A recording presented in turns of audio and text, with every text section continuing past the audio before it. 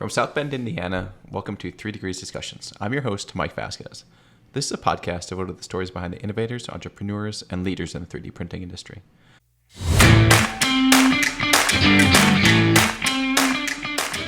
We do something different every day. We're always trying to create new devices or design new ways to do things and try to create new efficiencies within our processes. And I think that that's a big thing. And I think that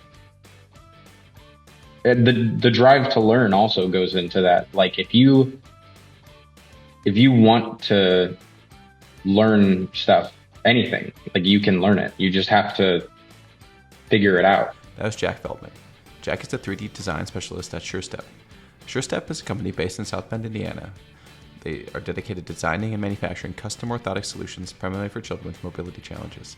Founded in 2001, Surestep has grown to become a leader in pediatric orthotics, offering a range of products including braces, insoles, and supportive devices. Surestep's products are known for their innovative designs that provide the necessary support while allowing for natural movement and growth. Before we get started, head over to www.3degreescompany.com and subscribe to the podcast. And we can listen to the show anywhere you download your podcast, including Spotify, Apple, Amazon, or Stitcher. Also, if you or your company are looking for materials, qualification, or additive manufacturing, data management support, reach out to our team through our website or via email at info@3degreescompany.com. So Jack, thank you so much for joining the show today. Fairly new interaction between you and I. We met almost last week here in South Bend, Indiana. But excited to hear your story today about kind of what you're doing with Surestep and kind of how you got to that point in your career. So like I do with all my guests, we start very much at the beginning. So tell us a little bit about kind of where you're born, where you grew up, and kind of what were some of those initial kind of baby steps into kind of what you're doing today.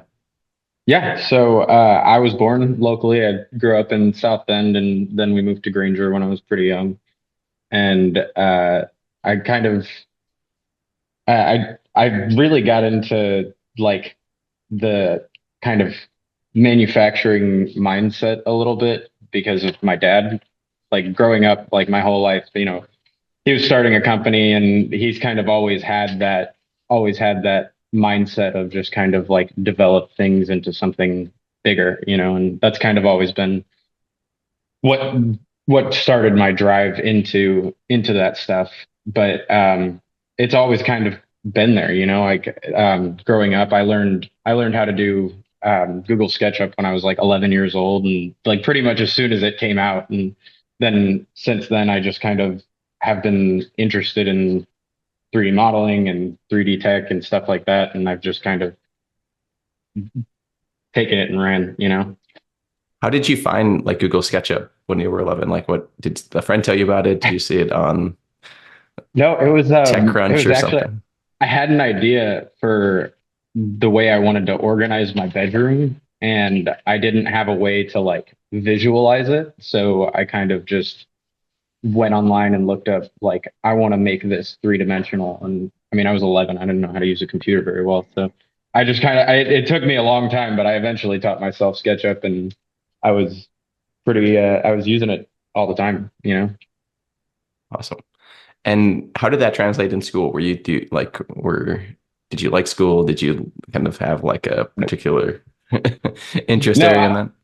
I didn't like school at all. When I was really young, I didn't pay attention or do my homework, and I tested pretty well, but it was just I didn't like the idea of like I have to do this work. It wasn't stuff I wanted to do or wanted to learn about, so it didn't interest me. But and actually, all of my teachers kind of hated when I brought a laptop into class because I was always just on SketchUp or on FreeCAD or something, just drawing stuff, and they thought it was not necessarily a waste of time, but I was wasting their time. So I just kind of I never really liked school, and I didn't end up going to college pretty much for that reason. Like I didn't think it would interest me, and I felt like if I had gone to college, I would have spent the whole time just kind of like not paying attention and doing whatever I wanted, and so it would have been a waste for everybody. And on top of that, I think college kind of has a way of teaching you how to think and teaching you kind of like what you have to think. And I think one of the things that I find to be a benefit from not going to college is that there's no limits on, like, there's no box, it kind of forces you to think outside of the box to figure out stuff on your own. And that's why I definitely see like the merit for school and everything, especially college. I wouldn't want somebody who's never been to college doing heart surgery on me, but I have no problem with somebody who's never gone to college, like working in a 3D lab with me. Like as a matter of fact, I trust them just as much as somebody who's educated in it. And so what you weren't thinking college, what sorts of jobs or what sorts of things were you kind of working on to kind of keep you busy? So I didn't want to work for the family business, Surestep. That's kind of what I grew up in. And That was your the dad's company that you mentioned, like kind of yes, the okay. yeah. And I was working for a chef at the time, and it was just I wanted to go to culinary school, but I didn't want to go to college right away, so I kind of took a gap year and was going to work with a chef. And I mean, I had a lot of fun and I learned a lot, but I very quickly learned that I'm not in the food service industry. That's not who I am. But I we needed an extra CAD guy here at Surestep, and I had experience, and I kind of just was like, yeah, I could probably do that. So I applied and got the job. And then once I had been doing that for probably 2.5 years, and then my boss at the time was supposed to be like, it was like right around when COVID happened. We were planning on buying this 3D printer for Surestep, and my boss was supposed to like learn the programs on how to run it and what to do like in the 3D lab. And he was actually going to have my job. But the day the guys came from France to teach us how to use the programs, he like wasn't here. He was on vacation. So uh, I just kind of like fell into position like that. I was just like, yeah, I'll learn it. Why not? Who else is going to do it? So Nice. so that's kind of how I fell into the 3D printing. And like I've just kind of, like I said, I take it and run with it. That's what I do. And maybe let's take a step back in terms of what is SureStep. So for people who aren't familiar with it or haven't heard of the company, do you want to give a little bit of background and kind of sort of the sorts of things you guys make and kind of the business that you guys are in? Absolutely, yeah. So Surestep is a orthotics and prosthetics company. We're manufacturing specifically, and it was created by Bernie Veldman, my dad. When pretty much when I was born, my brother had developed low muscle tone in his feet, and my dad had this idea for a way to fix it because he had already been working in the orthotics and prosthetics field, and he thought of an idea for a compression based device to fix it. And he made it happen, and pretty much everybody kind of said it was one of those things where everybody's like, that's not going to work, and then it worked. And they got like a ton of case studies done, and like they were in a magazine. And then pretty much all through my childhood, like I said, my dad was just kind of like innovating and trying to kind of make that company work. And I mean, it was just that, like I said, that's where I kind of got inspired into like trying to be that uh I want to make things happen, and that's like what he did. And And sorry, go ahead.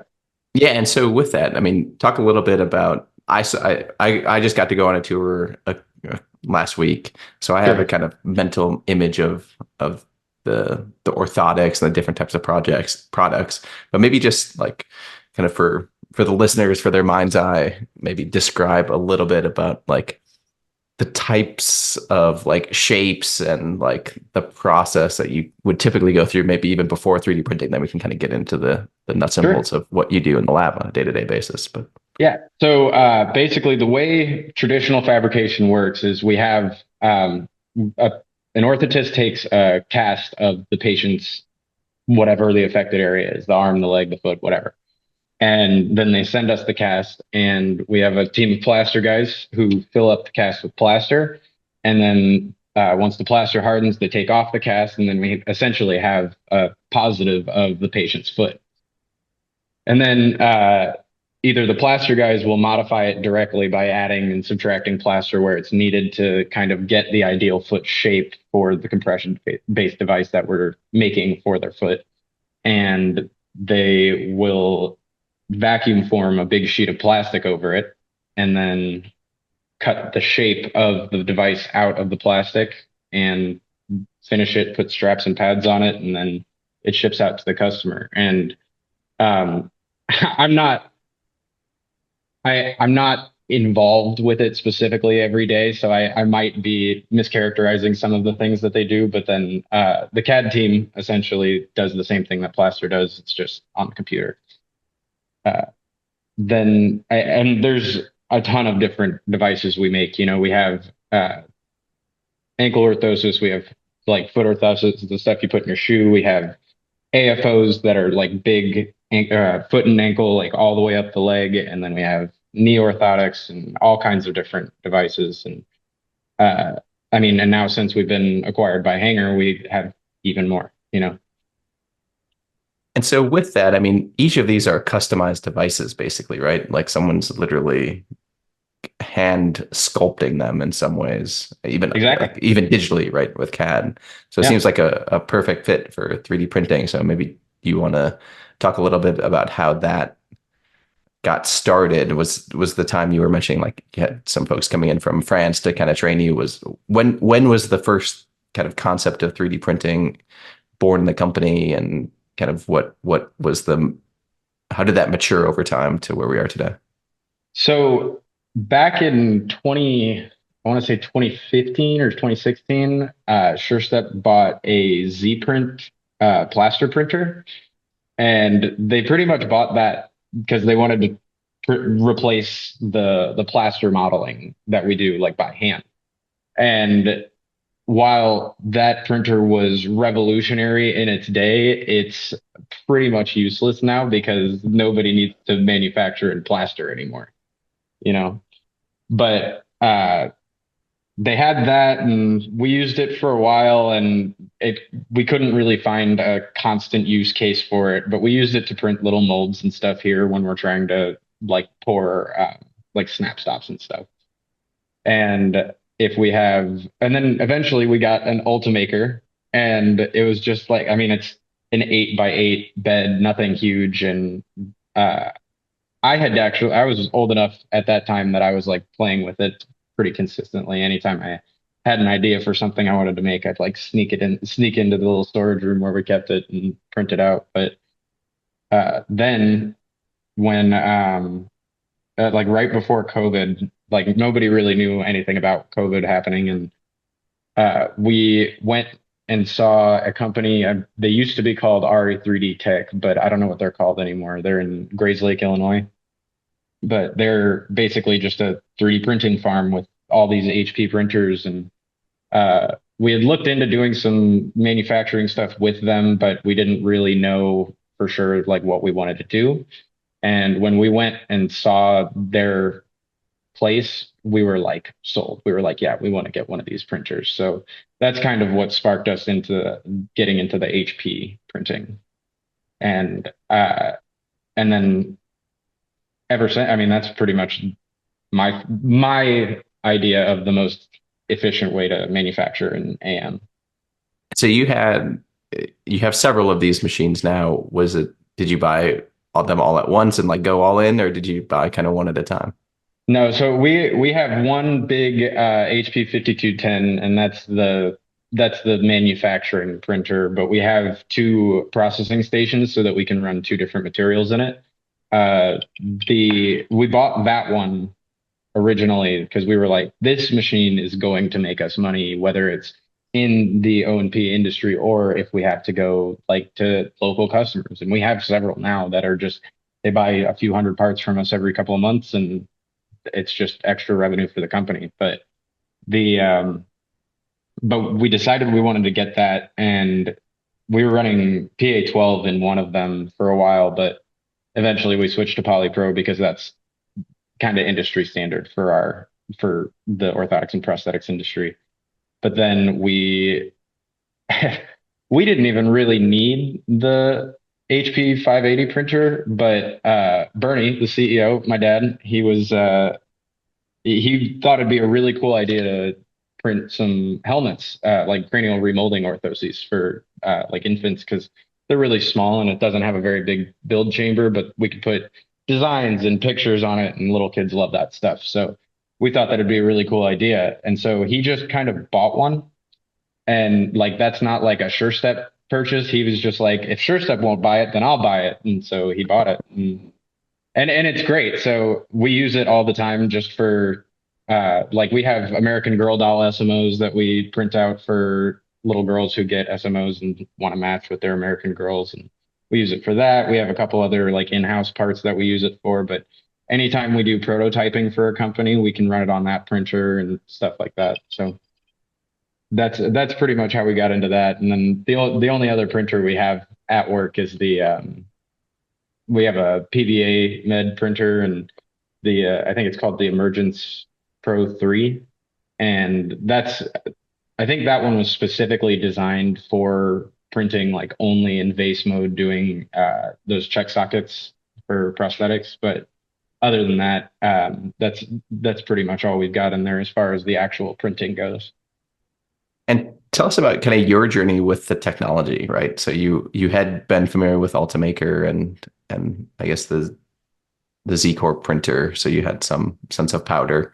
A little Um, bit, yeah. what what was kind of the learning curve for getting familiar with MJF and understanding the technology and the nuances? And I mean, you're printing in multiple material, or like you have Right. multiple material systems now.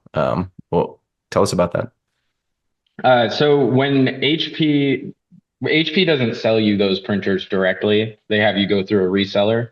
And pretty much all the resellers that are in this area, especially, will bring like they'll send somebody out for like 3 days just to make sure that you're like you understand the technology and you like can run it by yourself and you are running it by yourself by the time they leave. And so really like getting started was like nothing, you know. What was actually hardest for me was like learning the program. So, like I said, I had grown up on SketchUp, but I don't know if you've ever used SketchUp. It's pretty much nothing like Fusion. It's so Yeah. different from Fusion, from Inventor, from SolidWorks, and then on top of that, I'm learning how to use this French program called. Well, I know how to use it now, but at the time, I was learning how to use the French program called Cube, and that's like it's an organic software specifically designed for making orthotics and prosthetic braces. And I mean, I've gotten pretty good at it now, but I had to learn over like I've been running this 3D printing lab over the course of 3 years, and I'm still learning new ways to do things because pretty much with every program that I use, there's 100 different ways to do one thing. And that's kind of what makes the learning curve a little bit easier, I feel like, with 3D printing is that there are so many different ways to get one outcome, and you don't really have to do things a certain way. Uh, but then as far as the actual technology goes, it's as any machine is, it's very finicky, but it's completely different from running anything like an FDM printer. You know, when it they make the slicers so intuitive that you almost just like click a couple buttons and then it's in the printer and then you're ready to go. There's no like the maintenance is pretty much just cleaning it, and then when it says it's got a problem, you need to fix the problem real quick. But it gives you a video instruction on the printer of how to do it. So that tech is like I think HP did a really good job of kind of idiot proofing their stuff so that like people can't go into the system and mess stuff up. But it is kind of interesting going from like learning how to do G code and like not obviously writing streams of G code because why would you do that anymore when you can just find it all online? But like if you come from like learning G code and trying to put like parts together in CNC or putting parts together in like Ultimaker even, it's just a completely different software because you don't have to worry about any of the coding. There's no bugs in the coding because it's all like Autodesk based software. What's the other one? Magix is the big Yep. one for that. Yeah. And so with the more of a technical question on bi- um, given you're making orthotics and um, a variety of different parts, most of a lot of which could be customized, um, how do you think like how does the workflow kind of change when you're doing this batch process versus kind of when I at least saw some of the work going on like the manual side on kind of the traditional manufacturing is kind of one at a time, right? Or a couple Yeah, at a time, right? In the printing realm, you could get to a point where you're doing a dozen or several dozen at a time. right. The machine's doing it, but then what's kind of the difference in workflow that you've seen, or what are some of the pros and cons of both, right? Like it's a little bit different style of process. Like you're the main guy in the lab, so it's really you and the machines and stuff. Right. But let's talk a little bit about that. So I think there are definitely benefits to doing things the traditional way. I think, um, for example, I could print if I was just printing SMOs, like what we make. It's what Surestep's like known for. It's like our biggest product. And please don't include me mispronouncing that in the podcast. I would get in so much trouble Sure. here. But the um, sorry, when we make those traditionally, we put out about 600 pairs a day. I think I might be wrong about that, but I'm pretty sure it's close to 600 pairs a day. And if we, no, it's 300 pairs a day, so 600 devices a day. But I don't have that capability with one printer. Mhm. Everybody else, it takes this whole team that we have to run like the traditional manufacturing process. But like we would need me and a printer for pretty much everybody on the team because it takes a whole lab to do the finishing. And then on top of that, there are things after like post processing, like to finish the braces after I'm done making them, because when I get it out, I just have like the raw parts. Somebody needs to put them together and send them out the door. So I don't know that we'll ever get rid of the traditional manufacturing process in this industry, but I think one of the biggest things is that this is the way the future is moving. The 3D printing and additive manufacturing is the most like the fast right now, it's the fastest and most reliable way to get parts that are custom every time. You can't go injection mold like 50 different parts all for the same price because they're going to have, I mean, they're all going to be, you have to spend like $10,000 on the tooling for Right. each one. But in AM, it's like injection molding without all the tooling, you know? And I think that if you had a lot more of me, then a lot more of me and a lot more printers, then we could probably like do away with a lot of the traditional manufacturing side of it. But I mean, there's some intricacies that require like a human hand looking at something, Right. and kind of feeling how it works. I can't reach into the computer and like grab the SMO so I know how it feels. So I'd have to wait until it's completely printed to know if anything's not the way it's supposed to be. And so they would be able to just feel it or see it in the process when it happens.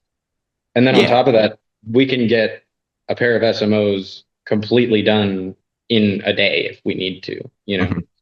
So we can't do that with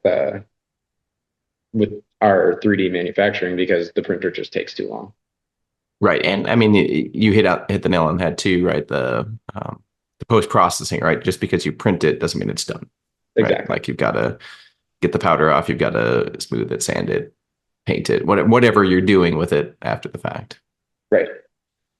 And so, I mean, talk a little bit about kind of the types of skills that you have either gained or you would look for in terms of people that would be helpful in kind of the lab environment, right? So say I'm new to the industry, I'm kind of hearing your story and kind of the work you've done and put in to kind of be at this place operating kind of these kind of $1 million+ worth of equipment. Like, Right. what are some of the skills, both in terms of like some of the software, but more like just kind of, I won't say softer skills, but like what are the types of attributes that people who are successful like yourself in this position have?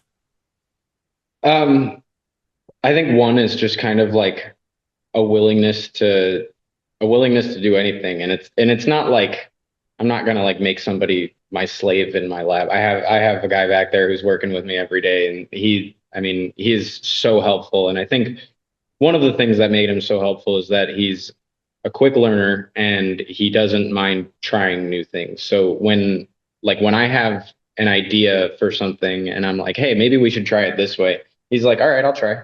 And he just kind of, like I said, he just kind of runs with it. I think if you have a drive to, I mean, work at all, like that's a big thing in general. Most like there are so many people, not just here, but at any job who don't want to be there. You know, there are some people who like walk into work every day and they're just like, I don't want to be here all day. And I can't ever be one of those people. But I also like, I have a hard time dealing with those people and and other people do too. You know, if you aren't excited about what you're doing, then why are you doing it at all?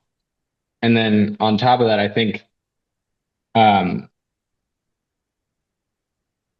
when it comes to the willingness to do anything, I think it's a lot of like you're not going to be doing the same thing every day in any 3D printing lab. You know, we do we make foot orthotics every day and we make stirrups every day and we have to unpack the build and we have to clean the printer. But other than that, like we do something different every day. We're always trying to create new devices or design new ways to do things and try to create new efficiencies within our processes. And I I think that that's a big thing. And I think that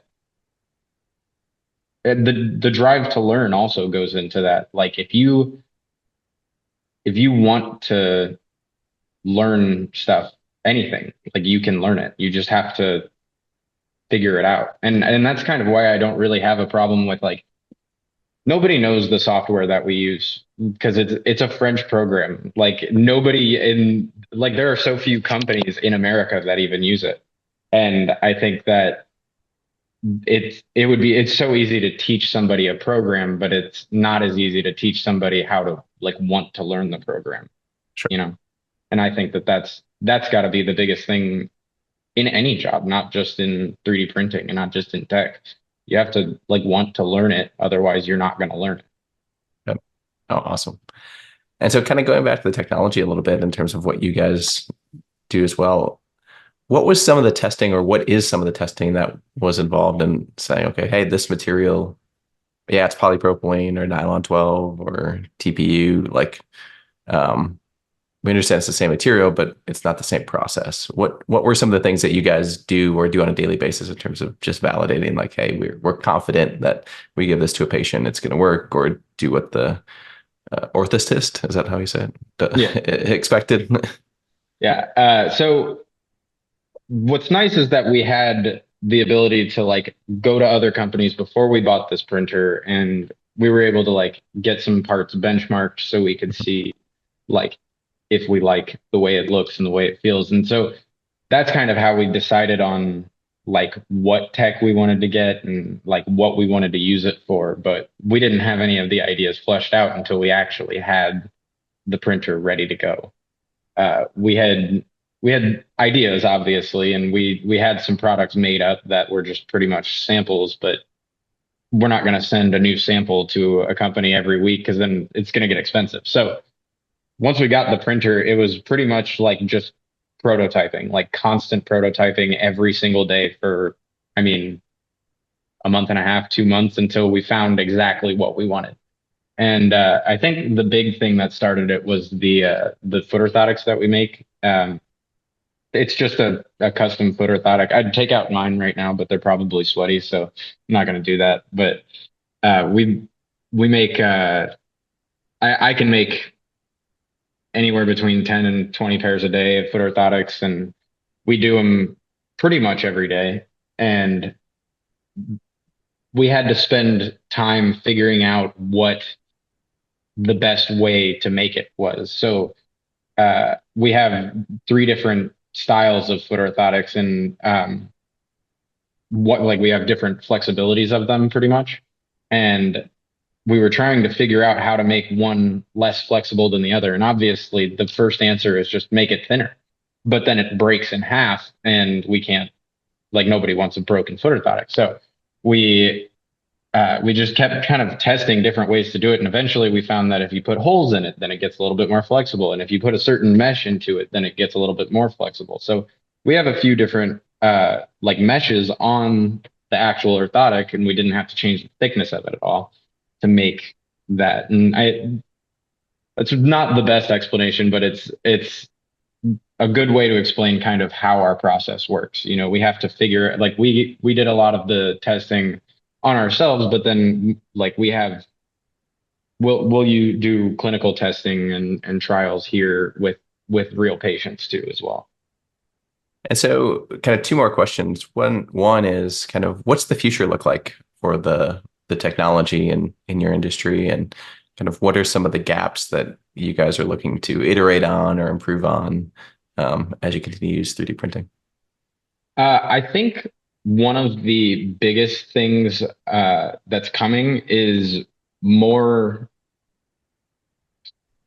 aesthetic plastics, pretty much. In, I mean, especially with HP coming out with the new white printers and stuff that print in PA12 in white, it makes it a lot easier to dye stuff and color stuff. And with a lot of our braces being pediatric, then kids don't want gray braces. So being able to give them something that's pink or blue or whatever, that is something that's really exciting about the future in our industry. But on top of that, just like technology getting less expensive, not necessarily HP, but other companies are coming out with like very similar systems, not MJF, but SLS and different kinds of laser printing and stuff like that. I think those coming out is crazy innovative and huge for the future of all industries, especially ours, because it's going to make it so that smaller clinics that aren't trying to buy from Surestep or aren't able to buy from Surestep, they can get these printers and they can make these products themselves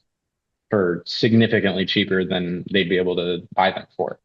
And then on top of that, we'll be able to get more printers, which means we'll be able to put stuff out faster and put more stuff out. And I mean, obviously, I feel like everybody's goal in the additive industry is to become the people who have the Star Trek replicator.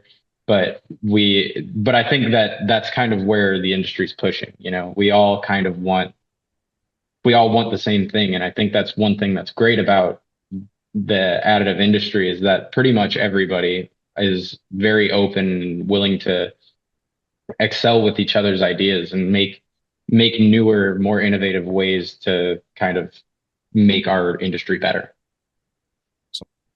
And so last question, more of a fun one. Sure. Give you a second to think about it, but I'd like to ask kind of the last 50 or so episodes for our guests to have give the audience a recommendation on either a book or a podcast or Oh man. something that has inspired them through their career, or something they just like, or a place where they get kind of information on things that have helped their career. So I any, do have to think about that for a second. yeah, No, I'm a big sci-fi nerd, so if we're talking about books that I just like, I would say that probably my favorite book right now is Omega Force by Joshua Dalzell. okay, But that's just because it's my style of reading. It's fun. But I think outside of that, one of the books that's helped me not just in my career, but in my personal life is Jordan B. Peterson's 12 Rules for Life. yep, Yeah, that's, I mean, and the second and third book as well. But that guy is just, he's a little bit controversial a lot, but I think he's just such a brilliant guy, and he has a good message. And I think that that's kind of the best way to figure out who you are and what you want and where you want to go. awesome. Well, Jack, thank you so much for sharing your story, what you're doing at Surestep, and we'll continue to kind of follow what you guys are doing, and I'll see you around town. Absolutely. Thanks for having me. right.